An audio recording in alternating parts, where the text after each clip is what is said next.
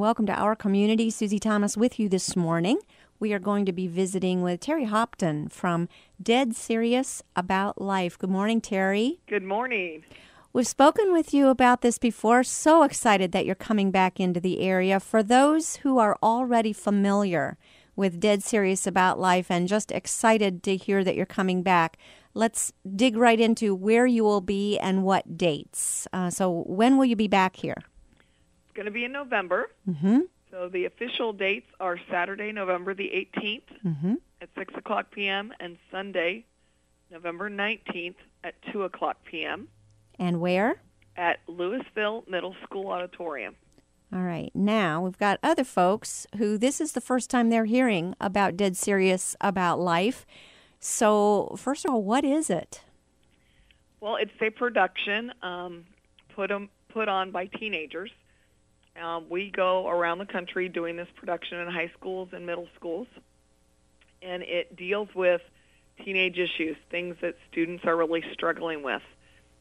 And it just hits all the topics, bullying, sex, drugs, alcohol, self-image, self-worth, and then the underlying storyline is suicide. Ooh, all right. Now, correct me if I'm wrong, this is a musical? Yes. It's a full musical drama. The entire production takes 3 hours, and that includes the intermission in the middle.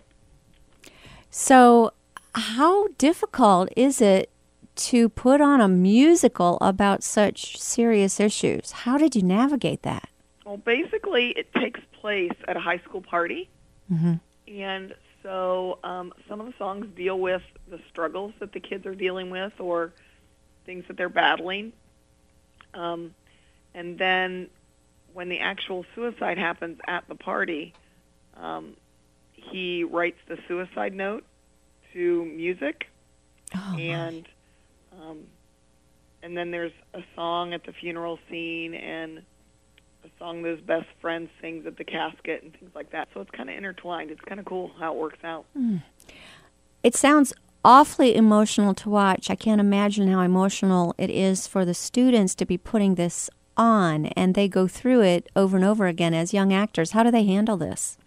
Gosh, we spend a lot of time at the beginning of our season just getting the kids focused and, all on the same page, going the same direction. We also have accountability groups that they're required to attend every other week, and then they have a spiritual mentor that they meet with on the opposite week of accountability.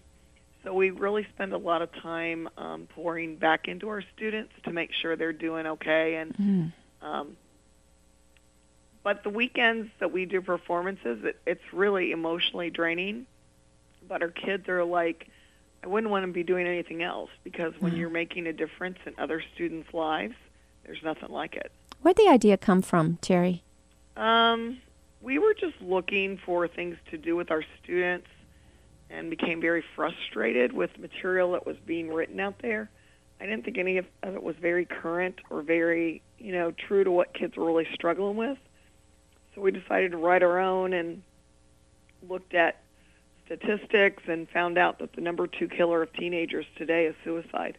Say that again. The number 2 killer of teenagers is suicide. That's mind-bending. Yeah, the most recent statistic is every 4 seconds a teenager is attempting suicide. Any idea as to why that is? Personally, I think kids are having to deal with too many adult problems. They're being forced to grow up quickly. I think the family unit per se isn't as strong together as it used to be, and I think that causes a lot of issues too. But I think kids are forced to deal with stuff that they aren't ready to deal with.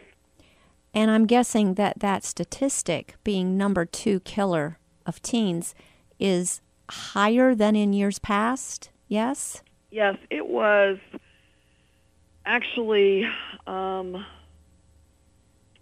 every 38 seconds a teenager was attempting suicide. That was probably less than 4 years ago. And now it's heightened to how often? Every 4 seconds. Every 4 seconds. Do we blame the internet, social media for some of this?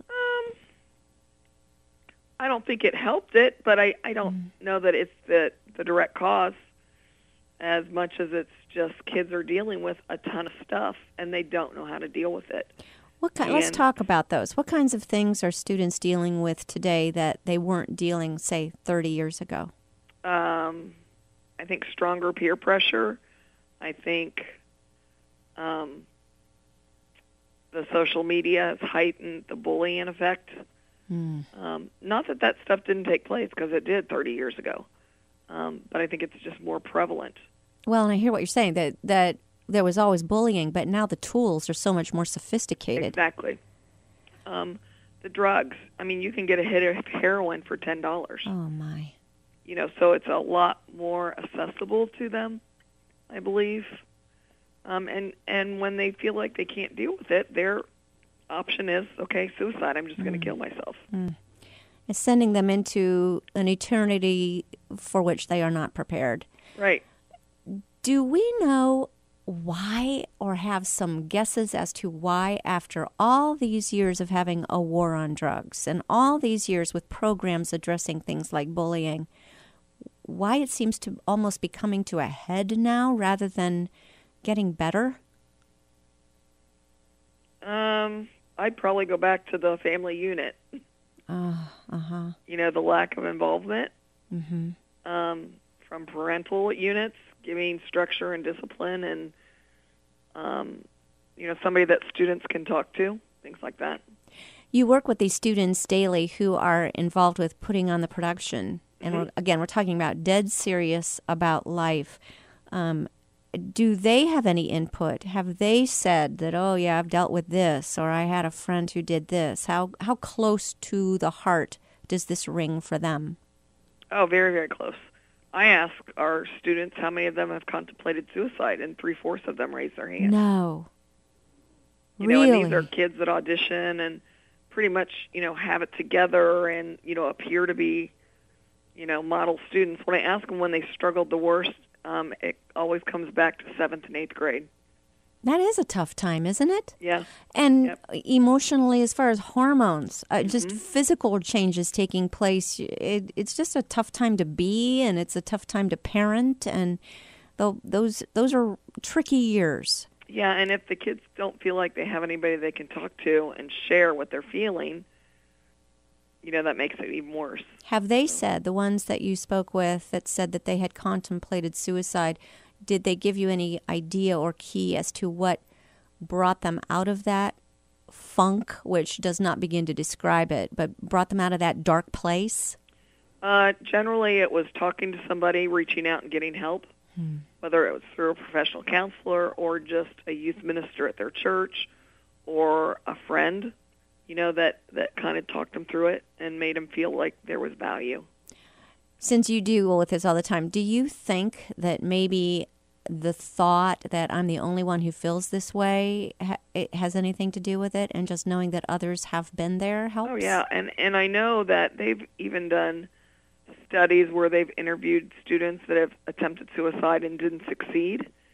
And when they interviewed them, the student said, but I just wanted to die for a little bit. I just wanted to die for a few minutes. Now I go to video games where everything is temporary, and then you're handed a bunch of new lives. They just wanted to die for a little bit. And without the thought that how permanent of a solution that is. And that does not, maybe just because of the youth, the young age, that concept of forever hasn't occurred to them? I don't know. Kids will just, everything is temporary. Everything, we're in a throwaway society. Yeah. And so I think just they're for now. not developed enough to process through it and problem solve it. And that sounds about right. It's just easier to exit. You exit for a little while and then come back. Yeah, which that's not happening. You tackle all of them. Bullying is just one. Sex, drugs, alcohol, self-image, self-worth, and then, of course, suicide. Wow, how do you do that in a 3-hour period with a cast of how many? We have 24 students that travel with us this year. And they all pretend they're at a party, and at one time, you tell me if I'm right, at one time or another throughout this party on stage, they deal with all of these issues in one way or another? Yeah, there's different characters, and the different characters deal with different topics. So one scene might be all the students sitting around this party bashing parents. You know, another scene might be talking about who's sleeping with who. Another scene is talking about the party and who got trashed and, you know, their view on alcohol. And so you see through all these different scenes, these different characters and what they're struggling with. And the character of Andrew finds out at the party that his girlfriend is pregnant. And he says, that's it. It's like, you know, that's the final straw. And so he goes to his friend's bedroom and writes a suicide note and shoots himself. And then the rest of the production is then focused on how do you pick up the pieces of your life and move on? How do you go on after a suicide? You know, what do you do? And we have our students every year look at the script and make sure it's current and make sure it's really where kids are, because we want it to be very relevant. And so at the end of the show, some of the characters accept that message and some reject it because that's real life. You know, as much as we want everybody to live happily ever after, that's just not the case. At what point in the production does the suicide take place? About the halfway point. Half point. So the second half is picking up the pieces. Yep. Does it end on a note of hope? Oh, yeah. The production is very pro-life, very pro-relationship with the Lord message is communicated. The gospel message is shared, not in your traditional sense, but it is shared. There's a youth minister at the funeral who begins to share with the kids about a relationship with a man named Jesus. And that's how you move on in finding hope and finding a better way to live your life. What are the ages of your cast? High school students.